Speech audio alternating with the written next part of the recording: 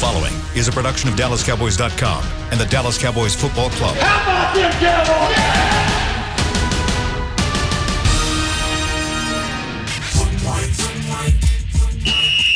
Let's go, baby. Are you ready for a break? Yes. Are you ready for a break? Absolutely. Ready for a break?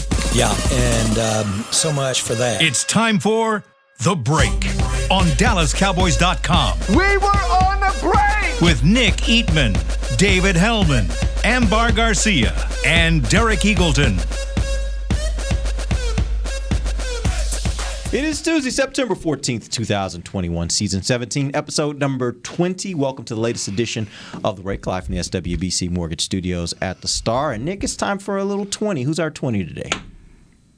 Alan Ball. Alan Ball. That's a good one. You would think he would go with Darren McFadden after the weekend Arkansas had. Dang. You know, we didn't get into that yesterday. We didn't. Hey, Nick you know, real wanted quick, to talk about it, and I was like, did. I'm not engaging Hey. all of these people on social media. Oh, right I know. You didn't want to go there. now. No, I didn't want to go there. And I even said that. People were asking on Twitter. I was like, it wasn't in the rundown. We had a lot to talk about. Yeah, we had a yesterday. lot to get into, and I told you today we got a little more time. And now I got a pretty big rundown, but we got a little more time. So I'll give you 30 seconds to get it out. Whatever you got to get out, go ahead and get it out now. You got 30 seconds, get it out, and then we're going to talk about how Cowboys long football. Texas was in the game. I'm kidding. Wow. Hey, no, it was outstanding. It was outstanding to be there for you just have to know what it's like to be an Arkansas fan, especially lately when we've been getting killed by like North Texas, Western Kentucky, not to mention all the SEC schools. So to come back and win that, hey, the $100,000 fine, I think maybe Jerry can handle that. You know what is interesting? We have the $100,000 fine because it was the second time Arkansas fans have rushed the field. The first time was against LSU. Yeah. So as we sit in here, Was that 2014? 2014 when they had won an SEC game in like 2 years. So it's really a lot. It's a respect thing. I mean, just to win a game like that, you respect the program. You know how much I hate the horns down. I saw it a lot this week. It was everywhere. It was everywhere. We made it a lot wasn't of money here. off of that. I can promise that. We made a lot of money off of it is that. weird to walk by and see an orange shirt, like a white T-shirt with an orange horns down, and they think they're doing something other than putting money in Texas's pocket. I just don't understand that. I don't think you should ever hate another team more than you love yours. Exactly. That's just me. I threw the horns down a couple times when we played a couple years ago. Yeah, it happens. You had some fun with it. And by the way, I get it. Like it's the same thing with the Cowboys. There are these teams that exist that they have this really lofty position from the standpoint of recognition and how people view them, and it's all based upon history. And because of that, people that are not a part of that, especially if they don't feel like they've earned it, and certainly haven't earned it recently, then there are a lot of people out there that are like, I just despise them for thinking they're that good because they're not. Well, and I get that. That's part of it. And for so long, the conference, Arkansas was the outsider of the group, and in that conference. But, just then with Texas going in and all that, and Texas is one of those schools, Notre Dame's in there, LSU, Alabama, Ohio State, college football is better. Yeah. When they are good, and that's my opinion. Florida State is in that group, but boy, they're not right now. They're not. They got to get back in there. The U. Well, obviously. USC is like that too. They just lost their head coach, but USC. I think of USC. Well, they got rid of their coach, but yeah, they didn't lose him. I don't think they're looking for him. But I think I look at programs like Texas, USC, and Michigan. They to me are the same kind of program. Yeah. Like it's all about their brand, but they haven't done anything to really deserve that lofty, how people view that brand in a long time, and so it's just kind of what it is. People have tweeted at both of us obviously the last few days. And let me just say this: after the game, my phone was dying like the whole game. It lasted till the very end, and then when we got on the field and I turned it back on, finally charged, it was a lot of texts, and Derek was one of them. Said, "Hey, congratulations, enjoy it, have fun, all that kind of stuff." So, even though your team lost, probably better than I would have done. I don't know, maybe. But I appreciate that. I try to be a good sport. You are. I was fuming at home, but sure. I try to be a good sport, especially with people that are close to me that are rooting for the other team, because I just think that's the right thing to do. I'll be a good sport on Sunday and Monday. Saturday night, like in the immediate aftermath of whatever happened. Yeah.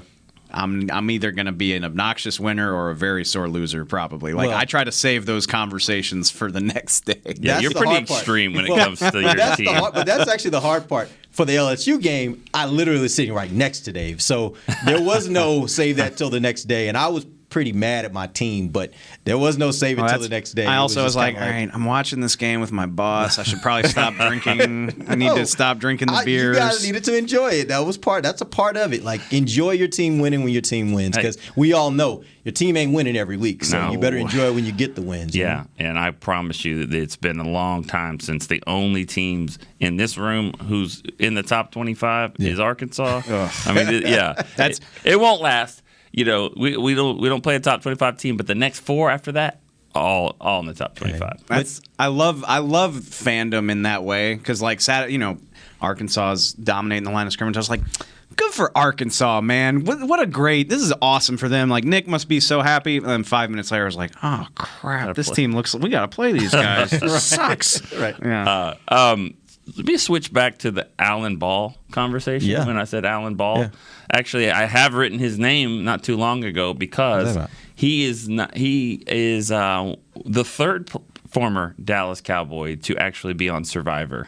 And Danny McCray is the fourth, and we're gonna be watching him here as he Survivor and all that. Next week? I think next Wednesday. Wednesday's when I was writing that up, and I was like, all right, Gary Hogaboom from way back in the day, Jimmy Johnson lasted for a couple minutes. I forgot about that. Yeah, because he didn't last long. Yeah. And Alan Ball, I think he finished like 9th or 10th, and Danny was like, we'll see if I finish better than him, like which he already knows. I got a feeling Danny. I think Danny did pretty well. I think Danny did really well. He was gone for a long time. But everybody's gone for a long time. That's the thing about it, is they keep them back even though they may be out of the game. But the thing about it, like, he was like, you want to know? And I was like, no, I don't want to know. But I could tell that he kind of wanted to say he. So I think he might have done well. We'll see. Yeah, I think he did well. Is Alan Ball, Danny McCray, or Arkansas on that rundown at all? Like on your rundown?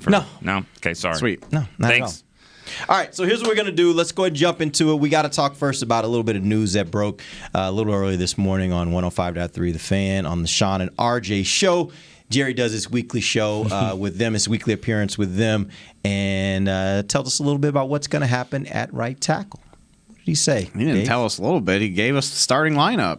Gotta love Jerry. Don't you? Which I'm sure it happened last year, but I can't think of a specific example. But welcome to the Cowboys, Mike McCarthy. This is going to happen to you on a Tuesday morning from time to time. I'm sorry. Yeah. I mean, he can't be happy about it. But no, and I think one of the reasons why, they coaches overthink everything, and that's what they do.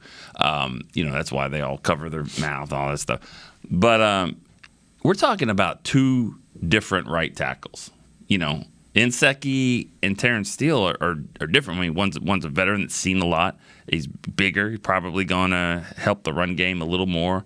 slower. And then Steele's the guy that they're going with, and I guarantee Joey Bosa factor is thrown in there as well. Should be. Yeah, and so it's I think they look at it like, now you're just telling them what we're going to do, but I get it, and that would be frustrating for me as a coach, but as somebody who's kind of looking at the whole picture, I'm like, you think Joey Bosa really cares that much? He's like, oh, this changes everything. He's like, no, probably felt pretty good about my odds regardless of who they put out there. And no doubt. By the way, they both have plenty of tape. I mean, Inseki has played the last couple years in Buffalo and Washington. I mean, this ain't a secret. And just go back and look at last year if you want to see Terrence Steele's work. Right. You got and if he thinks he's going to get a lot of one-on-one matchups, Speaking of Arkansas, I looked this up right before the show. I was like, how many snaps did Jeremy Sprinkle get last week? 3. Probably needs to be more, right? Yeah, in this case, yeah. He's probably your best bet to get over there and help Terrence Steele out. Yeah, because we keep talking about this domino effect. I mean, think about if Cedric Wilson plays as much as Gallup had played, then that kind of affects your special teams, because Wilson went down and made a really nice play on special teams. And so I just see them playing more 12 personnel, just with Sprinkle, maybe less in the 3 wide. Maybe Pollard will do a little bit more things in there. Yeah. So, I honestly, Nick, I don't even know if I completely believe that, just because you mentioned it yesterday, actually. Because you got the quarterback you got, I don't know if they're going to be afraid. Like, I think they might look at this and say, hey, let's put him out there. we know we trust our quarterback that if he has a few moments when when Bosa gets by, he's going to get rid of the ball, or he's going to make a play to get downfield or extend the play.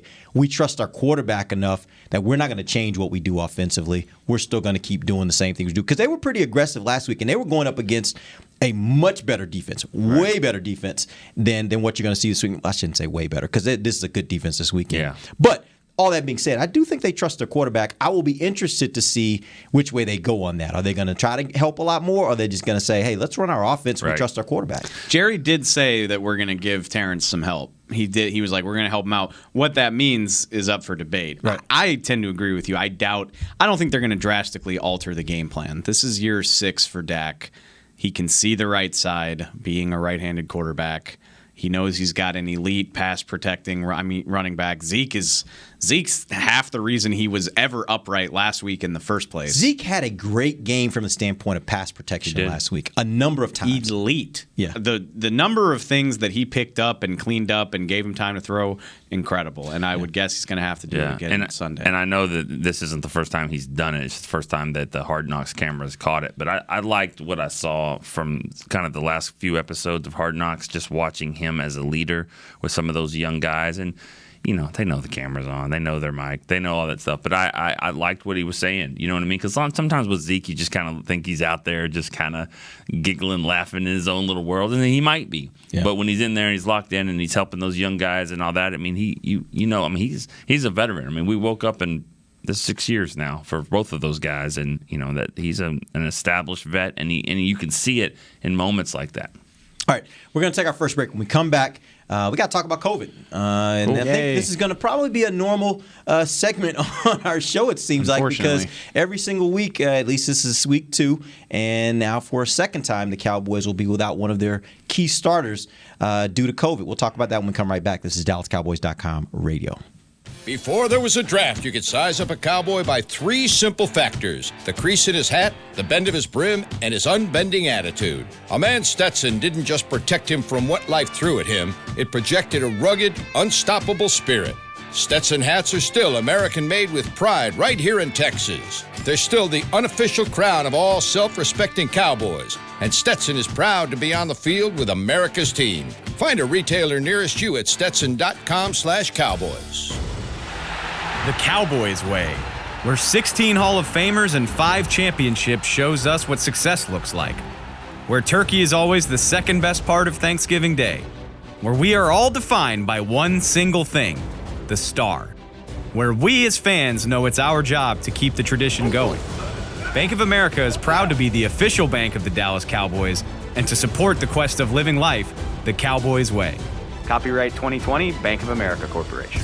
Want to use what the pros use? How about the official men's skincare brand of the Dallas Cowboys, Jack Black? Right now you can get the Jack Black Starter, a curated collection of Cowboys locker room favorites for just $10 with free shipping. The starter includes 4 Jack Black skincare favorites plus a full-sized intense therapy lip balm. Go to getjackblack.com/Cowboys and use the code word TEAMJB. That's getjackblack.com/Cowboys. The Jack Black Starter, $10. Free shipping! Honey, big news. Gary, are you okay? Oh, I'm not Gary anymore. I'm Jackie Flash. What? See, I want the latest smartphone, but the best deals are only for new customers. So, to get a new customer deal, I changed my name to Jackie Flash. Okay, but the best smartphone deals at AT&T are for everyone, new and existing customers. That's huge. Then guess who's getting a deal? Is it Jackie Flash? Jackie Flash. It's not complicated. At AT&T, our best smartphone deals are for everyone. Restrictions apply. Visit att.com for details. Back to the break. Dallas Cowboys cheerleaders making the team returns for another exciting season. Don't miss the Season 16 premiere this Friday, September 17th at 8 Central, only on CMT. It's the 16th season for making the team. Welcome back. It is the second segment of the break, live from the SWBC Mortgage Studios at the Star. Let's talk COVID. Cowboys get some good news and some bad news. 2 players return. 1 player is out. Nick, what do we know? Well, we know that Randy Gregory is on the list. And that's all we really know. Now, we got to clarify a few things, whether, he has symptoms and all that. Now you're getting into the weeds a little bit of things that we're not Jerry supposed did say, to know. Jerry said, I will mention this morning, Jerry said on Sean and RJ, he did say that there was that he had minimal symptoms. That's minor symptoms. Yeah. Okay. The key word is not minor or major. Yeah. It's symptoms. Right. And the question becomes, like, if it's minor, does that mean that he's through with those as of tomorrow, and then he starts the clock of you test negative, right? I went on 105.3 right after Jerry with Sean and RJ today, and I was like, that's the beauty of Jerry Jones. He's going to very much clear up the right tackle thing for you and muddy up the COVID thing. Like, I don't even take that at face value. I just like that. You just got to chalk that up as Jerry being Jerry. I don't know what it means. Yeah. I don't know what Randy's timeline is, but minimal symptoms don't exist. You either have symptoms or you don't, in my opinion, because you need to not have them in order to start that 48-hour testing window. Yeah, and that's all that comes down to. And we figured all this out last week with Zach Martin, who is one of the guys off the list, same as Brandon Knight. Yep. But he has to be, if he's vaccinated, I feel like he is. Randy Gregory has to be 48 hours symptom-free, and he has to have 2 tests in a span, a negative test in a 24-hour span. That's for him to be at the game. 24 or 48? 22 in a 24-hour span for the test, and then he's got to be symptom-free for 48 hours. Got it. And so, he could pass a test Friday and Saturday. I think that would get him on the charter. Mm-hmm. He could probably get on he could get there, Sunday. I think if they could do it. I mean, it's just crazy how all that can happen. But he's got chances to play in the game. Randy Gregory does if he's feeling good. But we go back to what we said before. He's got to be feeling good. I mean, it's still a person. Yeah. It's still a person. Right. You got health. You got to go, and he's got to be feeling good. But I also think that's where the minor symptoms might matter. Yeah. Like because if he gets past all those other protocols, then the likelihood that he's having issues breathing and that kind of stuff that would affect his ability to play may not be there, right? And that's the part that you are concerned with a little bit. Just tolerance for ambiguity. You just got to be, I think, hopefully not every week, but this is the second week in a row. So until otherwise notified,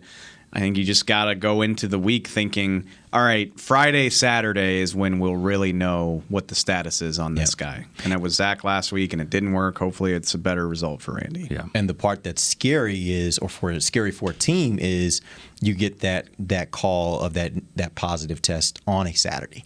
Like in the last 2 weeks, we found out earlier in the week, so the team has had an opportunity to prepare itself to be without those players, to have players working in those spots so that they kind of got all the reps that week. It's a whole different prospect if you get to Saturday and then you get a positive test, right? I do not want to go into the weeds about COVID. I don't think anybody does, but it is an interesting thought because the league removed a lot of those restrictions if you get vaccinated. But we now know, we're learning about this every day, and being vaccinated is not a foolproof way to avoid contracting COVID. So unless the league changes its policies, now some of this is on the player to say, like, well, I'm allowed to go out to dinner with my family. Should I do that the day before a travel day? Like, is that a good idea? Et cetera, et cetera. So it's just another, and I don't have a great answer because, like, I go out to dinner. I'm vaccinated. Like, I feel comfortable doing things like that. So who am I to judge them for doing the same thing? Although it's not my job to be ready to play football every week. So it creates interesting personal choices for how you want to handle that. Not me. I'm very cautious about what I do. I actually was just thinking, Nick is on the other end. Nick stormed the field on Saturday night. He's not doing anything. He's on the field like, And I would have, if I would have been right there with him. I wasn't in the center of the 50-yard line super spreader. Okay, I was kind of on the outside over there. I was in it. I would have been. I would have been right there. I mean, there's some situations where you're like, I'm vaccinated. I'm gonna take a chance. Like, it is what it is. I came back tested immediately. Right. When I got back. And I bet every day you're like smelling everything. Like, am I okay? Am I still smelling okay? Do I smell things? Do I taste things? You don't even know. Like, I've been doing that a lot lately. Nick just carries smelling salts with him everywhere he goes. Right. All right. Real quickly, talk to me about the rotation. How much does this affect the rotation at defensive end if they are without Randy Gregory? Dorrance Armstrong had a nice play the other day in the game, and I mean, just anybody else you would have think would have lost the ball. I mean, didn't he hit?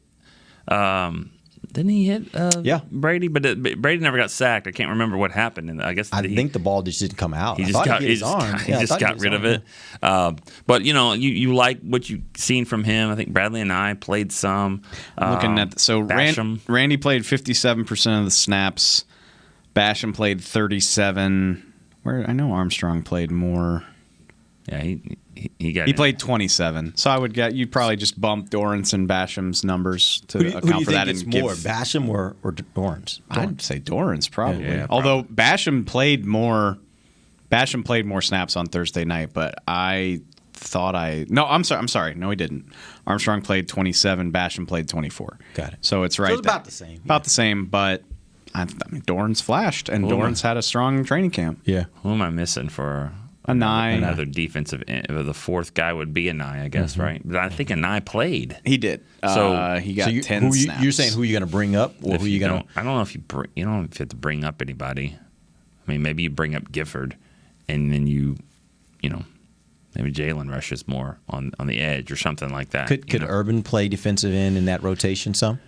He could. I just feel like I feel like they are using him. I think he was more of a hybrid player with the Bears. I think he's playing a lot more inside, and that could be because of Gallimore being hurt and they need some bodies in there. But I just haven't seen, even in training camp, I haven't seen Urban play end. He hasn't played end in like that wide like a 4-down alignment. I think if you were going to play him at end, it would be more as like a 3-4, which they've done. They've done that a little bit, but not as much as they do the 4-down, and so I don't think so. Azur Kamara, I knew we were forgetting somebody. It's hard to imagine him getting crazy defensive snaps though. Yeah. If anything, just he wasn't even active last week, so no. Yeah. Just let Micah rush the passer more. I didn't think he did it enough against the Bucs anyway. Yeah.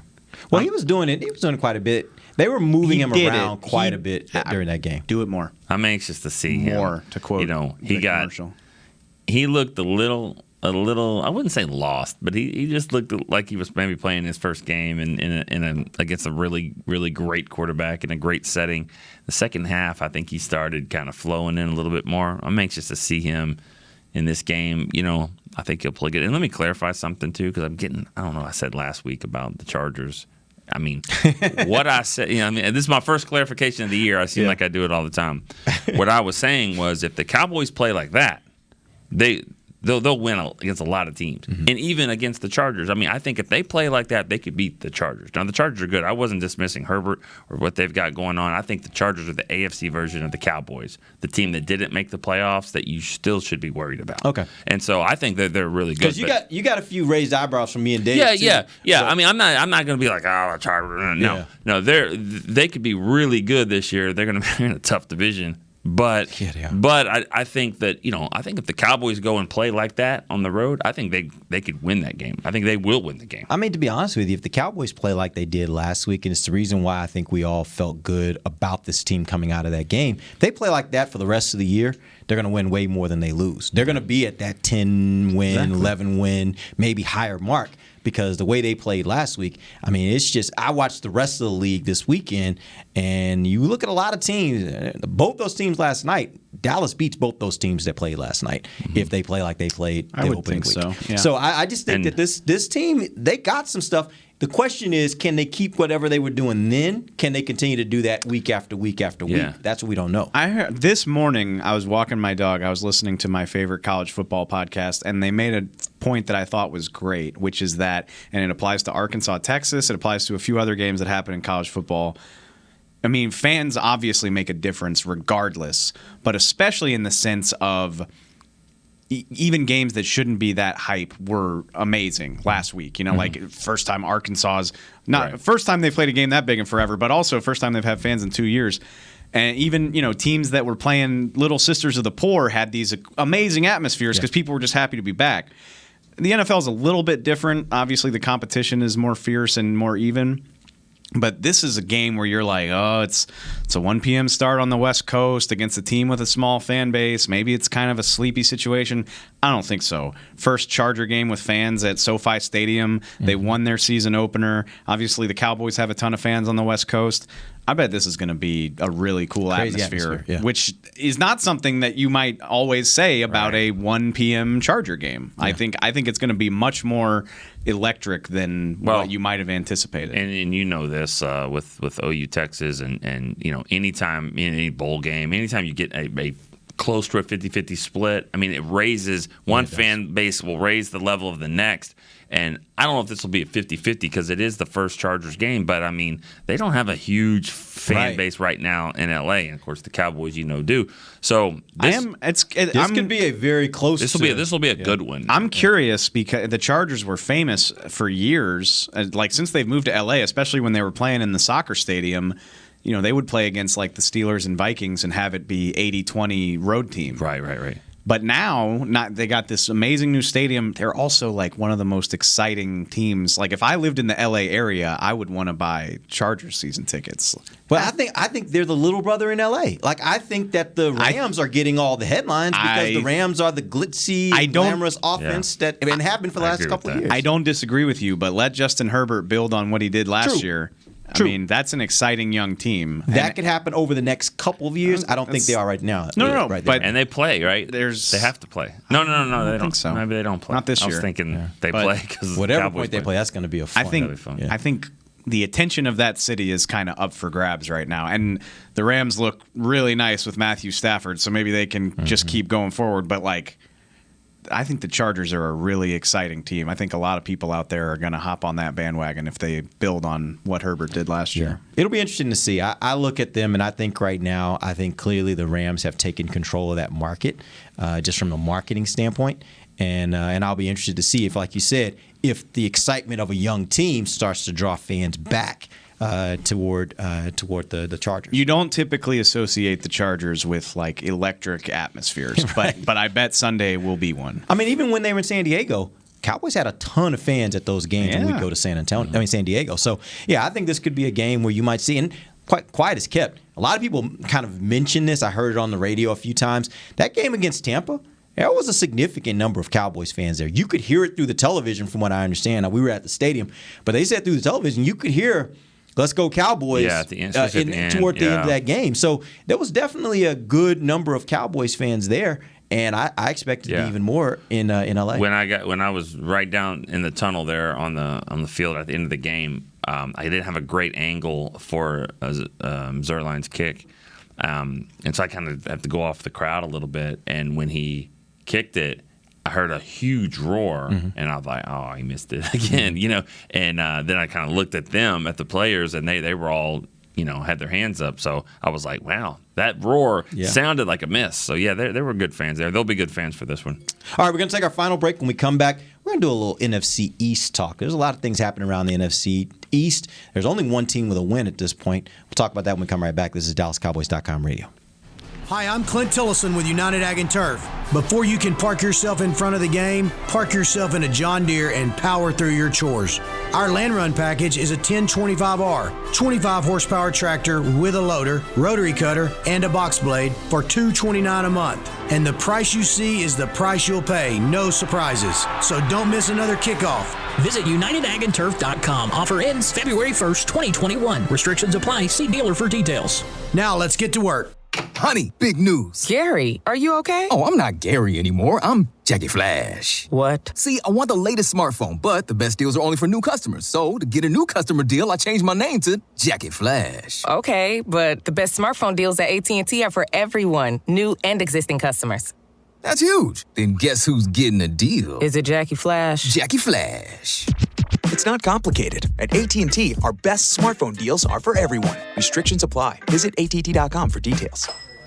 New Dr. Pepper Zero Sugar. You deserve it. I do deserve that. You deserve decadent flavor without sugar. And a day at the beach without sand getting everywhere. And a relaxing bath that your children don't interrupt. I deserve all that? It's really just a visual metaphor for Dr. Pepper Zero Sugar. Everything you want, nothing you don't. A visual metaphor on the radio. I do deserve that. Dr. Pepper Zero Sugar.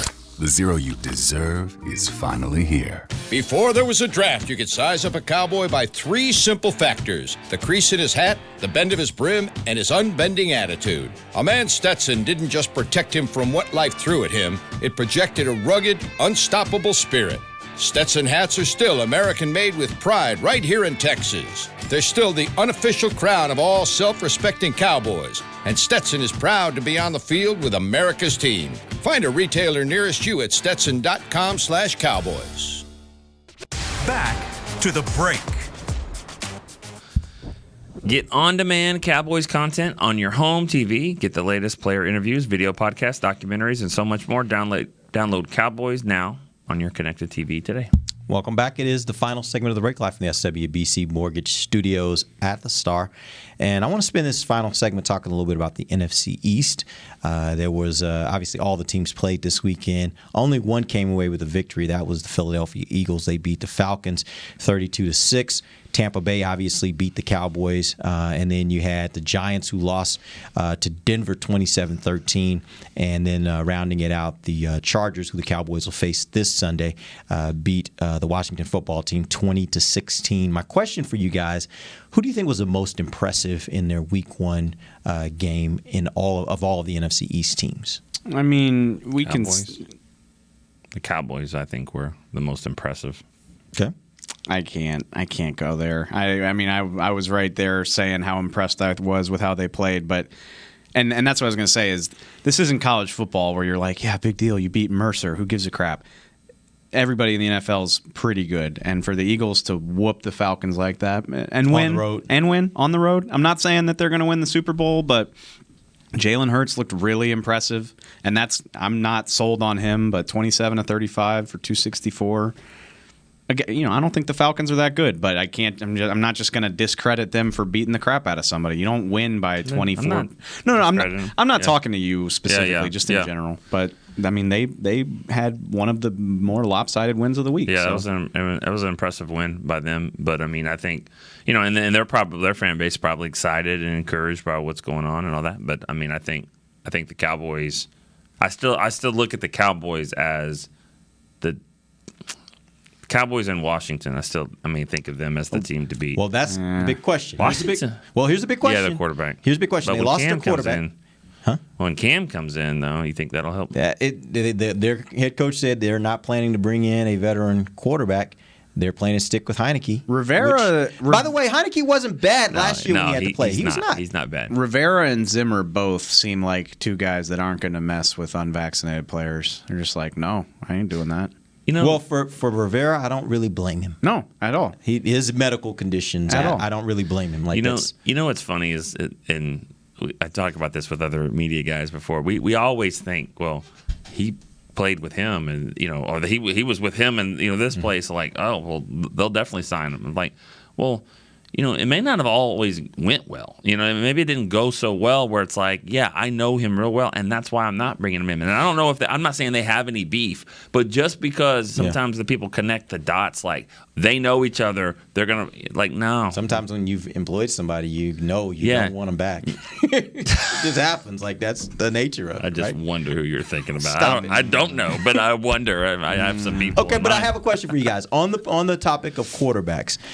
Prescott obviously had the best statistical day. Jalen's right there in the same. Jalen Hurts right there in the same breath, because when you start factoring the fact that he had 7 rushes for 62 yards on top of his 264 yards, pretty outstanding day. You got Heineke, who was 11 of 15, 122 yards and a touchdown. Again, had limited time in the game, but for what he did, that's not bad. Obviously, Daniel Jones is still being Daniel Jones. 22 of 37. That's only a 60% completion rate. 267 yards, a touchdown, and then he also had a fumble in that game. What do you think, if you had to rank the quarterbacks in NFC East, how would you rank them? 1 through 4. Dak, whoever you want. I think the gap between Dak and everyone else is substantial. But I would still put Fitzpatrick ahead of Hurts if he was healthy, but he's not there. So I probably elevate Hurts to number 2. It's funny. For the last 2 days, I'm just like, don't overreact to week 1. Don't overreact to week 1. Here we go. Well, it just depends on. Does it confirm your priors or not? I guess because I'm just like, Daniel Jones, you are who I've always thought you were. You looked exactly like the same guy you've been. I just don't believe in that guy at all. He looked like it against Denver. Don't for the life of me understand why they were so confident that they didn't want to take a chance on Justin Fields, but it's probably best for the Cowboys that they didn't. I don't have a high opinion of him as a quarterback. Yeah, I think with Hurts, he's going to have to continue. I mean, like he had games even last year when he started. They beat the Saints, but then he had some games where back and forth, and he wasn't as great. He's a young quarterback. He's young, and he will continue to get better. Coordinators will also figure him out some too, so he's going to have to kind of withstand that. We've seen a lot of athletic quarterbacks that kind of They hit their stride early, and then coordinators catch up to them, and they fizzle out. It's the really good ones that can overcome that. And Dak is doing that. I think Russell Wilson did that. Not Eagles fans. Cowboy fans probably don't want to hear me say this. Their games are not similar at all. Jalen Hurts reminds me of Dak. I was just about to. Jalen Hurts reminds me of Dak in the sense that he's going to put the work in. He really wants to be good. You can just tell of what he's made of. His character going back to college, what happened with Tua at Alabama, the way he handled that. Everybody in the building in Philly seems to love him. I think if they're patient with him, I could see that. He's going to put the work in to be good. And in 2016 and 2017, we were like, is Dak the guy? Can Dak make? In parts of 2018, we were like, can he make these throws? Can he do this stuff? And now look where we are. And I just want the thing for me is Jalen Hurts going to show you enough this year that you feel comfortable riding with him, because they're going to have 2 or 3 first-round picks next year. The opportunity to draft a star quarterback is going to be there.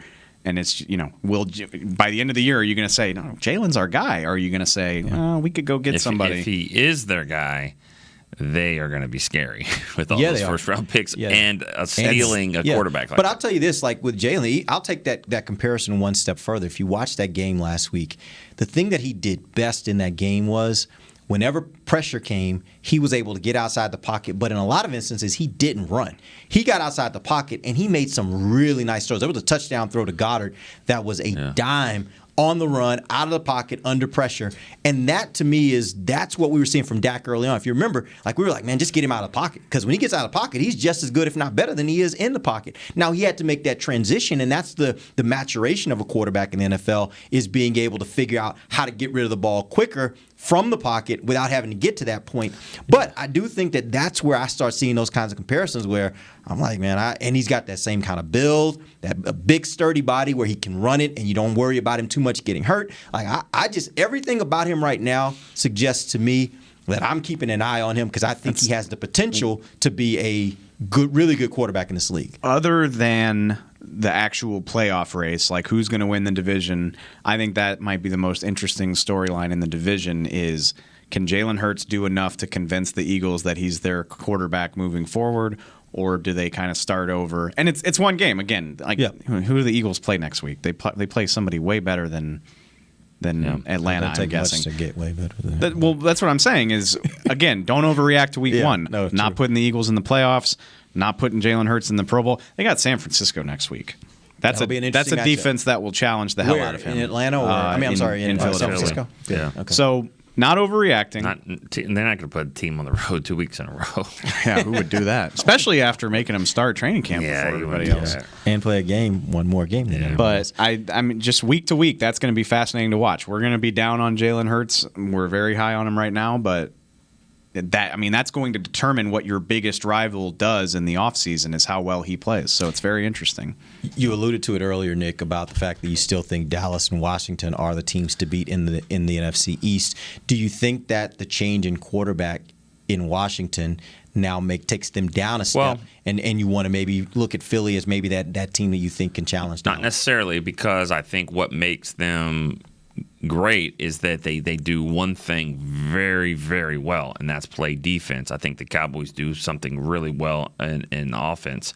And so I don't know yet if you can say Philly does anything like that yet. I mean, we'll see what happens, but they haven't proven to be that team yet. So whoever the quarterback is, I still think they have a defense to lean on. That's why I'm thinking that defense will, they played a good offense, just like the Cowboys will see this week. But I thought they did pretty well. I think my biggest takeaway from the division has more to do with the next opponent, obviously, because the Chargers played Washington. PFF charted Washington as pressuring Justin Herbert 5 times on 49 dropbacks. And you think about what they have on that defensive line. Now, they sacked him twice, and he did throw a pick. Part of that. Rashawn Slater? Yeah, absolutely. He was matched up. He was matched up quite a bit on with Chase Young with the best defensive end on that team, and he got zero pressures. And he did that in college too. Yeah, that's what elevated. That's what got him on the radar in the first place. So it was this guy from Northwestern that Chase Young can't get around. Yeah, but they've invested. Slater's not at left tackle. Brian Bulaga, who was a stud in Green Bay for years, they brought Corey Lindsley over as well. And I mean, we're going to get into the Chargers tomorrow, but 5 pressures. And like I said, Washington still got to him a few times, but that makes me think the Chargers have a hell of an offensive line on top and a quarterback who can extend plays as well. And you don't have Gregory this week. You don't know that. You don't know that. I think you have Gregory. My eyebrows popped up when I was like, 5 pressures on 49 dropbacks? Yeah. Okay. So that'll be fun. So all that being said, I guess looking at this division, you guys still think Dallas is the odds-on favorite to win it? Yes. I mean, odds on. I mean, I think it's going to be. Let's see what happens when they start playing each other. Well, there's going to be a weekly question. The Giants are going to get in where this mix. Where we are right now, based upon what you've seen. Yeah. Where do you think? I think Dallas is the.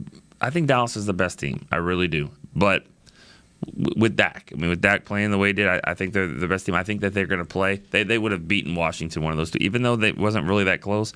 I think they would have beaten Washington one of those times last year with him. That first Washington game, I'd throw that out. Like Zach left the game 10 snaps in. Dalton got concussed. You already were playing with Dalton. You didn't have Dak. Yeah. I mean, they get the credit for the win, but I don't even think about that game as a viable. And then Thanksgiving, they lose both their tackles in the first quarter. As a matter of fact, early in that game, I was thinking, okay, this is going to be a ball game, and then all that started going wrong, and then it just went down. Yeah, I mean, so I think it's going to come down to those teams again. Like I said, the Giants they might not have looked good there. They will. I mean, when they play each other. We've seen it for years. You think one team is better than the other. They still lose to divisional teams. So let's see what happens when they mix in. I'm still going with Dallas at this point, but it's going to be close. It's easy to forget because they were so bad last year without him, but Dak Prescott kind of owns the NFC East until otherwise notified. Yeah. I mean, and that's the Giants won the last game. That's good for them. They kept their playoffs hope alive. But since getting swept by New York as a rookie, has he lost to them since? It hasn't happened often, if it's happened at all. It's been lopsided since that year. Yeah. So, and I don't know if the Cowboys had all this talent. The Cowboys should have won the division in 2019. That was the most frustrating year ever because you saw it all on paper and they could not produce the results they needed to win the division. Maybe that happens again this year. I don't know, but I will take this roster over everybody else's right now for sure. Well, we'll start figuring out in the NFC East this week and next week. This Thursday, Giants and Washington play on Thursday Night Football, I think it is. Mm-hmm. And then next week, obviously, the Monday night game, the Cowboys will play the Eagles. All right, that's a wrap for us. We'll be back we'll be back tomorrow, and we'll start talking about Cowboys versus Chargers. We'll have Bucky Brooks on talking to us about the Chargers offense versus the Dallas defense. Till then, for Nick Eatman, Dave Hellman, I'm Derek Eagleton. This has been The Break, live on DallasCowboys.com radio. This has been a production of DallasCowboys.com and the Dallas Cowboys Football Club. How about this, Cowboys? Yeah!